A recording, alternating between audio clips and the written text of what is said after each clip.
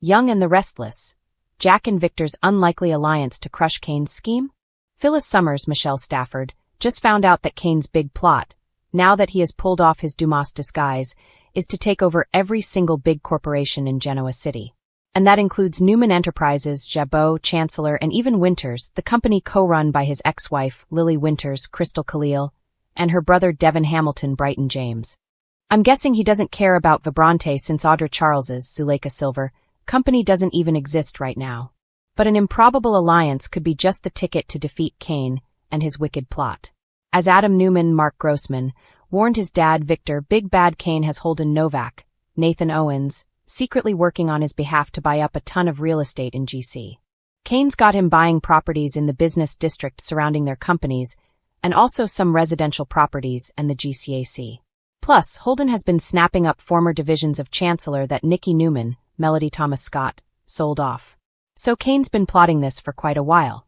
He's basically got Holden buying property that circles the Abbotts, Newmans, and the Winters. And it's all part of this empire that Kane is building for himself to completely take over Genoa City. Phyllis figured out Kane wants to consolidate all of them under one umbrella, likely Chancellor. So, in a nutshell, that is why he lured Victor and Jack plus his ex Lily and her brother Devon there along with the others. With all the GC power players stuck in France with no cell service or internet, Kane is free to do dirty deals while they're distracted and nobody can reach them. Young and the Restless, Victor's risky alliance and Kane's master plan. So, before kicking all this evil plotting off though, Victor got that buyout offer for Chancellor from Kane. Now obviously he knew Victor was going to say no even though Kane offered Aristotle's assets, which are worth, I think they said like 3 times more than what Chancellor is worth. And honestly even if Victor said yes I think Kane would still be doing this plan, because he's obviously been cooking it up for quite a while with Amanda Sinclair, Miss Hale Morgan.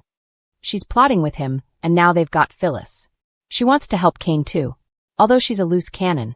I don't know why he's even talking to her. But Phyllis also warned Kane, what if Victor, Jack, and the others unite against him? And don't forget, the Winters family doesn't like Victor for how dirty Lily was done by Victor and Nikki during the Chancellor takeover. And of course Lily is no fan of Billy Abbott, Jason Thompson, right now either. But with Kane launching this underhanded deal to destabilize all their companies and take them down, it would be crazy if Victor kept fighting Jack instead of the real enemy. But what's funny is Victor thought he could ally with Kane to take down Jack. You know, even with the risky moves Victor knew Kane was making, he was still so hyper-focused on Jack Abbott that he can't see reality. Victor's stubborn feud with Jack. A threat to Newman Enterprises? I mean, Victor's still mad at Jack because he saved Nikki from an alcoholic spiral. The rest of the Newmans, including Nikki, think Jack did a good thing, a heroic deed. But not Victor. He's still salty about it. So the question is whether Jack and Victor can set aside their animosity and work together to save the family companies and all their legacies. Jack would probably be willing, but we all know how stubborn Victor can be. And all that anger and hate could come back to bite him very soon. Even now, after Adam warned him that big things are happening behind his back in Genoa City and Nikki and Nick Newman, Joshua Morrow, both want to go back home ASAP, we see Victor still being stubborn. He said he wants to shut down Kane's BS and beat him on his home turf. So this is all ego, right? The big question is, who can talk Victor into teaming up with his greatest all-time rival, Jack freaking Abbott, to shut down Kane Ashby? I mean, we all know that Victor and Jack have been feuding for decades, and they've both done each other dirty. Let's be real. But as of now, it's just Victor keeping the feud and the rivalry alive. Jack's over it. So are Diane Jenkins, Susan Walters, Nikki, the rest of the Newmans, and all but one Abbott. The only one really still hating on Victor is Billy Boy, which is again understandable. But even now, Victor is still targeting Kyle Abbott, Michael Mealer, using Audra as a ploy to break up Kyle and Claire Grace Newman, Haley Aaron, and to hurt all the Abbotts, including Jack. Nikki's sobriety and Victor's out-of-control behavior on Young and the Restless. And I think we can all agree over the past year and a half, really ever since that whole 4 vodka, alcohol drip, and Nikki going off the sobriety rails. Since then, Victor has been increasingly out of control, egotistical, and he really needs to be shut down. He needs to be checked. Audra is still right now working on Victor's orders to destroy Claire's relationship. So that's going to make Nikki, Claire, and Victoria Newman, Amelia Heinley, really mad. They're going to be furious that Victor is keeping this vendetta going. So it'll be pretty fun to see him have to swallow his pride, and Victor may try and make excuses that he was just showing Claire how bad Kyle really is. But if Victor doesn't back off the Abbotts and work with Jack, the Newmans could lose everything to Kane. And of course, Victor thinks he can beat Kane all by himself. But I think Victor's going to find out he is in over his head, and he needs help from others in GC. It may take Jack, Victor, and the Winters family all working together to take down Kane and to hang on to their family legacies. I don't think Jack would have a problem teaming up with Victor if he would stop trying to sabotage all of the Abbotts. The Newmans plea for a truce. Can Victor set aside his ego? /N/N so, we're going to see Victor faced with a tough decision, I think. And I bet the rest of the Newmans will press him to make a truce with Jack. I know Nikki would. At this point, the whole family is kind of tired of Victor complaining about Jack and Kyle and Billy. For that reason alone, Nikki, Victoria, and Nick, and Claire would all vote for a truce and an alliance. Abby Newman, Melissa Ordway, won't be around, so her vote doesn't count. Actress Melissa Ordway said after these France scenes, she hasn't been asked back to tape anymore as Abby. So we'll let you know if that changes. But if Jack and Victor unite to fight Kane, their best bet, I think, would be to keep up appearances and act like they are still at war and still hate each other. That way, Kane won't know that they are doing exactly what Phyllis tried to warn him about, uniting as a team to fight Kane, take him down, and save their family businesses. So, there are so many reasons to end this long and tired feud that writer Josh Griffith keeps beating to death. Everybody in Genoa City, and I think the young and the restless fans, as well, are all sick of Victor going after Jack for really no reason at all. So, that could be one good thing coming from Kane's return, if nothing else, to just stop Victor from being such a jerk. And if he won't work with Jack, Lily, and Devin, and Victor loses Newman Enterprises, well, you got to call it karma for him being so awful to so many people for so long. One thing the young and the restless fans know for sure. It's this. Nothing shakes Genoa City quite like a Newman-Abbott alliance. These two titans despise each other on principle. They clash over legacy, control, ego, you name it. And yet, when a common enemy threatens the delicate balance of power, history shows that Jack Abbott and Victor Newman are capable of the unthinkable. And right now, all signs point to Kane Ashby as the man who may finally force these sworn rivals onto the same side of the battlefield. Kane Ashby's return feels different. Kane's recent presence in Genoa City hasn't been loud or flashy. In fact, that's exactly what makes it unsettling. Gone is the impulsive, emotionally driven Kane who once wore his heart on his sleeve, especially where Lily Winters was concerned. In his place, a quieter, more calculating version of Kane. One who watches more than he speaks. One who asks questions that don't seem important until they are. Fans have noticed it. Characters have noticed it. And Jack and Victor are absolutely noticing it. Kane is suddenly popping up in conversations tied to business restructuring, corporate vulnerability, and insider knowledge. He's got opinions about Chancellor Winters. He's oddly well-informed about Newman Enterprises' weak points. And he's been sniffing around Abbott territory in ways that feel strategic. That's not coincidence. That's a scheme in motion. Jack Abbott's instincts are screaming. Jack Abbott may present himself as the calmer, more reflective CEO these days, but don't be fooled. Jack's instincts are still razor-sharp. And they're telling him something is off. Jack has always believed that the most dangerous enemies are the ones who smile politely while sharpening knives behind the scenes. Kane fits that profile perfectly right now.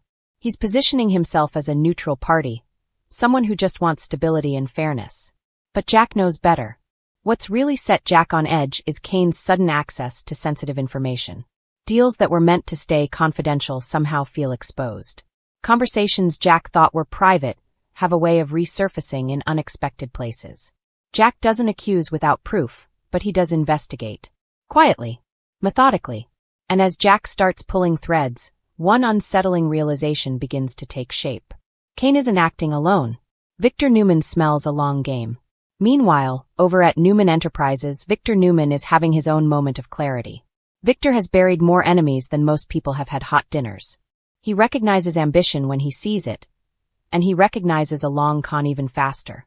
Kane's recent movements have Victor deeply suspicious, especially where corporate alliances and overseas investments are concerned. Victor doesn't believe Kane wants a seat at the table. He believes Kane wants the table flipped over. What alarms Victor most is Kane's apparent patience. This isn't a smash-and-grab power play. This feels slow, deliberate, Like Kane is laying dominoes across multiple companies, waiting for the right moment to knock them all down. And when Victor starts digging into Kane's financial trail, he finds gaps. Shell companies, silent partners, and just enough smoke to suggest a fire that hasn't started burning yet. When Jack and Victor compare notes, sparks fly. The moment Jack Abbott and Victor Newman find themselves in the same room discussing Kane Ashby is the moment fans should buckle up. This isn't a friendly chat. It's tense, guarded, sharp with unspoken history.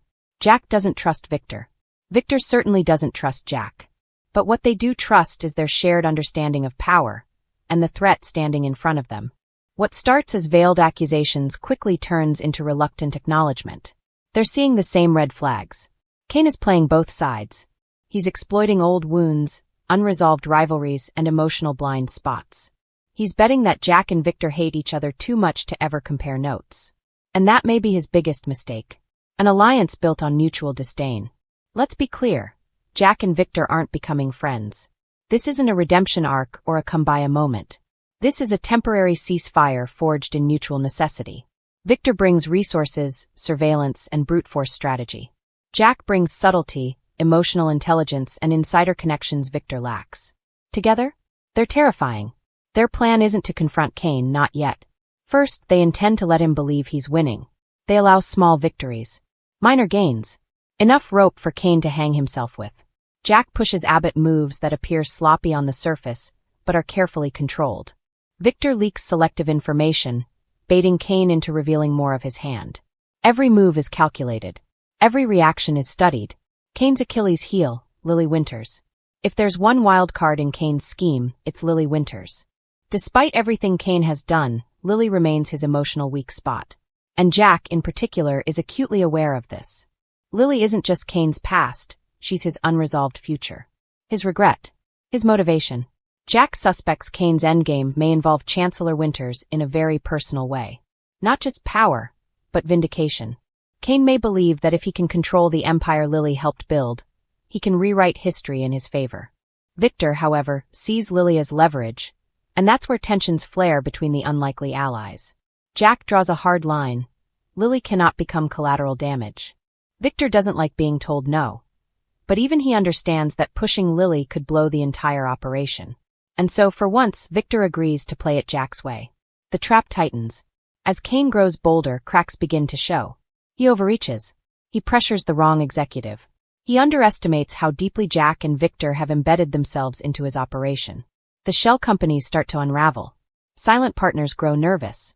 Financial inconsistencies surface. Kane senses something is wrong. But by the time he realizes Jack and Victor are working together, it may already be too late. The beauty of the trap?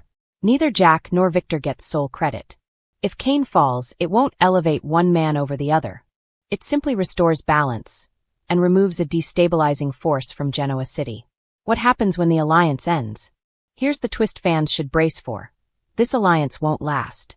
Once Kane's scheme is exposed or destroyed, Jack and Victor will turn on each other again. Old grudges don't vanish. They resurface. Possibly worse than before. Victor may resent Jack's moral lines. Jack may resent Victor's ruthlessness. And Kane? If he survives this takedown, he won't forget who crushed him. Final thoughts, a classic YandR power play. The young and the restless thrives when its most iconic rivals are forced into uncomfortable alliances. Jack Abbott and Victor Newman joining forces, even temporarily, is the kind of storyline that reminds fans why these characters endure. As for Kane Ashby, his quiet ambition may have made him dangerous, but it also put him directly in the crosshairs of two legends. In Genoa City, schemes rarely go unpunished. And when Jack and Victor agree on one thing, Genoa City was someone is about tension, and the walls of Newman Enterprises seem to pulse with secrets that could topple empires. Victor Newman, as always, was at the center of the storm, his steely gaze cutting through anyone who dared cross him. But behind the familiar facade of confidence and control, Victor was considering a move that could redefine the power balance in town. A risky alliance with an unlikely partner, one that even his most loyal associates feared could backfire. It had started innocuously enough, in the quiet of Victor's office, with a brief conversation that could have been mistaken for casual banter. But Victor, a man who thrived on strategy and intimidation, was always calculating. The alliance he was contemplating was with none other than Jack Abbott, a move that sent shivers down the spines of those who knew the Newman-Abbott rivalry ran deeper than most could understand. "Jack," Victor said, leaning back in his chair, steepling his fingers, "Genoa City has a problem, and so do we. The same problem. Maybe it's time we stop pretending we're enemies, at least for now." Jack, ever the fox, raised a skeptical brow. "You mean to tell me, Victor, that you're asking me to join forces? After everything?" Victor's grin was almost imperceptible, but it carried the weight of danger. "Sometimes, Jack, survival isn't about who you crush. Sometimes it's about who you don't." The question on everyone's mind was obvious. Who or what could be threatening Victor Newman so profoundly that he'd risk shaking hands with Jack Abbott? Across town, Kane Ashby was quietly observing. Kane, always 3 steps ahead, had been following Victor's subtle shifts in demeanor for weeks. He knew something was brewing, and for once, Victor wasn't sharing. Kane's mind raced with possibilities, and he realized that the Newman patriarch's move could create vulnerabilities ripe for exploitation. And Kane had a master plan, a way to turn the tension between Newman and Abbott into an opportunity that could finally put him back on top. Kane's strategy was deceptively simple. Manipulate the alliance, sow just enough doubt between the two giants, and position himself as the indispensable player in the chessboard of Genoa City. But executing such a plan required patience, precision, and a willingness to embrace morally gray territory.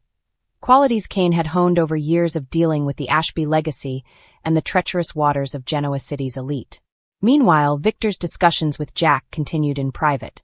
They were cautious, careful, with each word measured to avoid giving away too much. Yet, Victor knew that alliances of convenience were fragile. He needed to secure his position while also keeping an eye on Jack's unpredictable nature. Trusting Jack Abbott was like juggling knives. One wrong move, and everything could come crashing down. Kane, always in the shadows, saw his opening. He reached out to both Victor and Jack, positioning himself as the linchpin to make the alliance work. He presented himself as the mediator, the one with the insight into both camps, and subtly planted seeds of doubt. To Victor, he whispered about Jack's possible backstab. To Jack, he hinted that Victor's motives were more manipulative than strategic. Kane's words were artfully veiled, cloaked in the guise of loyalty, yet loaded with enough insinuation to stir mistrust. The tension was palpable during a meeting at Newman Enterprises, where the 3 men sat around Victor's polished mahogany table.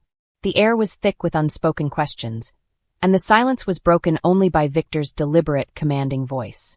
"Kane, I trust you've been keeping an eye on things," Victor said. Kane nodded carefully. "Of course, Victor. But let's be honest, trust is a luxury these days, isn't it?"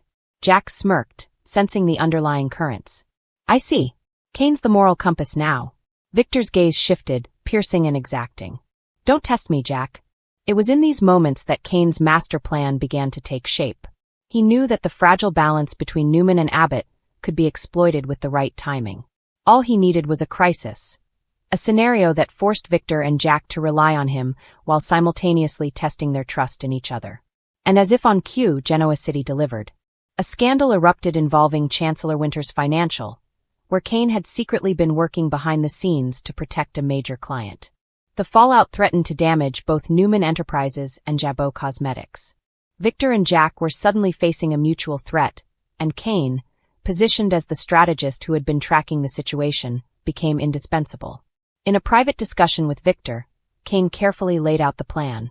"Victor, Jack and I can work together to contain this," he said, masking the subtle thrill of his own manipulation. "But if you step too far, or if Jack does, the fallout could ruin us both. You need someone who sees the whole board." Victor leaned back, contemplative, and for the first time in weeks he allowed a small smile. "You're a clever one, Kane. I've underestimated you."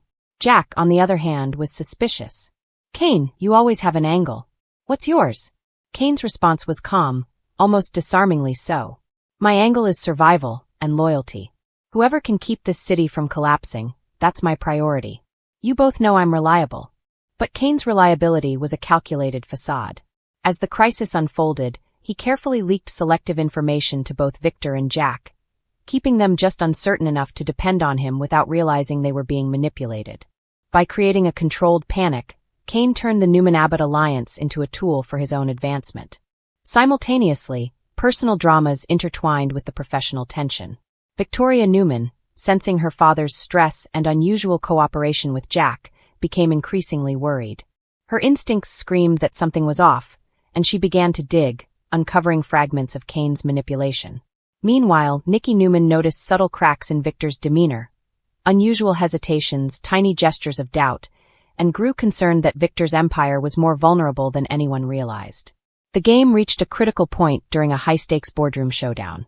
Kane orchestrated a scenario where both Victor and Jack had to confront the consequences of the scandal at once. Information was revealed strategically, forcing the two titans to coordinate, argue, and negotiate under pressure. Every move Kane had predicted came to fruition, and by the end of the meeting, Victor and Jack were reluctantly acknowledging Kane's value. "Kane," Victor admitted grudgingly, "you may have saved us from disaster today." Jack, ever the strategist, added, "I'll give you credit. You've played both sides exceptionally well. But don't think I don't see through your game." Kane's smile was subtle, almost imperceptible. "Jack, you and I both know the city isn't about transparency, it's about influence. And influence I have plenty of." Yet Kane's master plan wasn't just about securing influence. It was about creating leverage. He understood that Victor's alliance with Jack was temporary and fragile, and he intended to use that fragility to solidify his own position in Genoa City. By subtly controlling the flow of information, manipulating both parties' trust, and inserting himself as the indispensable fixer, Kane had turned a risky situation into a strategic rivalries are as legendary, or as dangerous, as the one between Victor Newman and Jack Abbott. For decades, these titans of business have clashed over power, love, and legacy, with the city itself often caught in the crossfire. Yet, as Newman Enterprises faces pivotal moments in its history, the personal vendetta that Victor nurtures against Jack may no longer be just a family feud. It could become the single largest threat to the empire he has painstakingly built. At the heart of this feud is Victor's stubbornness. Known for his iron will and unshakable confidence, Victor has often allowed pride to dictate strategy, with disastrous consequences at times. But this latest chapter sees Victor making choices that may hurt not only his personal relationships, but also Newman Enterprises itself. While Jack Abbott has always been the thorn in Victor's side, this time the stakes are higher. New deals are on the line, alliances are shifting, and Victor's obsession with besting Jack could cost him more than a mere victory. The feud that never dies. The Victor-Jack rivalry is rooted in decades of business battles, betrayals, and family drama. From hostile takeovers to romantic entanglements, their lives have intertwined in ways that blur the line between boardroom and personal vendetta. Each man sees himself as the rightful leader of Genoa City's social and corporate hierarchy, and each has been willing to go to extreme lengths to assert dominance. Victor's strategy is simple yet perilous. He attacks Jack relentlessly, both publicly and privately. Recently, insiders have noted that Victor has blocked a crucial merger that could have bolstered Newman Enterprises' presence in emerging markets. Why? Jack Abbott had a stake in the deal. To Victor, allowing Jack even a small win feels like a betrayal of his own legacy. Yet by letting personal animosity dictate corporate decisions, Victor risks alienating shareholders and employees who expect rational, profit-driven leadership. Jack, on the other hand, thrives in the chaos Victor creates. Known for his cunning and ability to leverage situations to his advantage, Jack has consistently turned Victor's aggression into opportunities. Each move Victor makes out of spite gives Jack ammunition for his own schemes, subtly undermining Newman Enterprises' position in the market. This dynamic, Victor attacking, Jack countering, and the business suffering, has been a pattern for decades. The human cost of power. What makes this feud especially dangerous now is that it's spilling over into family dynamics, which are inseparable from Newman Enterprises' corporate world. Victor's children, particularly Adam and Nicholas, are caught in the crossfire. While Nicholas often aligns with Victor's vision for the company, Adam has a history of exploiting Victor's personal vendettas for his own advantage. The latest skirmish involves a high-stakes deal with a tech conglomerate. Victor has refused to negotiate terms favorable to the company simply because Jack had even a minor influence on the negotiations. Adam, seeing the potential for profit, attempted to bypass Victor, only to face a furious backlash. The internal tension threatens to fracture the Newman leadership team at a critical moment. If Victor continues to let personal grudges interfere with strategic decision-making, the company could lose key opportunities to competitors, and that would be a legacy Victor cannot afford to damage. Beyond the boardroom, Victor's feud with Jack affects the public perception of Newman Enterprises. The media, always hungry for drama, paints a picture of a company led by a stubborn patriarch whose personal grudges outweigh corporate responsibility. Investors are watching closely, wary of potential instability. Every public confrontation with Jack, whether at charity events, press conferences, or even casual social gatherings, risks casting a shadow over the company's image. In the fast-moving world of business, perception often matters as much as performance, and Victor's unwillingness to compromise threatens both. Jack's advantage, turning feud into strategy. Jack Abbott is no stranger to leveraging Victor's rigidity. While Victor acts with raw emotion and pride, Jack plays the long game, identifying weaknesses and exploiting them. He knows that Victor's greatest vulnerability is his need to win, not just in business but against Jack personally. Recent whispers from insider sources suggest that Jack has been quietly forming alliances with some of Newman Enterprises' own board members, who are frustrated with Victor's unilateral decision-making. By planting seeds of doubt and encouraging dialogue behind the scenes, Jack is positioning himself to step in as a stabilizing or disruptive force, depending on how Victor continues to react. Moreover, Jack's approach is subtle. He doesn't necessarily attack Victor directly. Instead, he nudges the environment to his favor. Deals that Victor blocks, negotiations that falter, and opportunities that slip away often trace back to Jack's strategic influence. By contrast, Victor's approach, confrontational, reactive, and deeply personal, rarely anticipates the ripple effects of his actions. The risk to Newman Enterprises. While fans of Victor may revel in his relentless pursuit of victory over Jack, corporate analysts would warn that such a strategy is unsustainable. Newman Enterprises is a complex organization with interests spanning pharmaceuticals, media, real estate, and more. Every misstep caused by personal vendettas can cost millions, weaken investor confidence, and give rivals a foothold in areas once dominated by the Newman Empire. The current feud over the tech conglomerate deal is a prime example. Victor's refusal to compromise has already stalled negotiations, angering partners and delaying key initiatives. If Jack successfully leverages this in a takeover or to push a rival company into Newman Enterprises' sphere, the company could face long-term consequences. This isn't just a business challenge, it's an existential one. Victor's stubbornness also creates internal divisions. Executives who once worked seamlessly with him may now hesitate to propose bold initiatives, fearing they'll be blocked if Jack has any involvement. Morale within the company can erode quickly under such conditions, and in a competitive market, hesitation often equates to failure. Is Victor's pride worth the risk? Victor Newman has always defined himself by his ability to fight, to conquer, and to maintain control. But the question now is whether his pride is worth risking the very empire he has built. While few would argue that Victor lacks vision, his unwillingness to set aside personal grievances puts Newman Enterprises in precarious territory. Some insiders suggest that a compromise, however temporary, could stabilize the company. By separating personal vendettas from corporate decisions, Victor could reclaim his role as a strong, effective leader while neutralizing Jack's leverage. Yet for Victor, the idea of letting Jack win, even in a minor sense, may be unconscionable. This stubbornness, while legendary, may ultimately be the Achilles heel of Newman Enterprises. The future of the feud. As Genoa City watches with bated breath, the Victor-Jack feud remains a central narrative in both business and personal spheres. Victor's stubbornness guarantees that Jack will continue to exploit openings, and the cycle of confrontation is unlikely to end anytime soon. However, with Newman Enterprises facing critical junctures in expansion,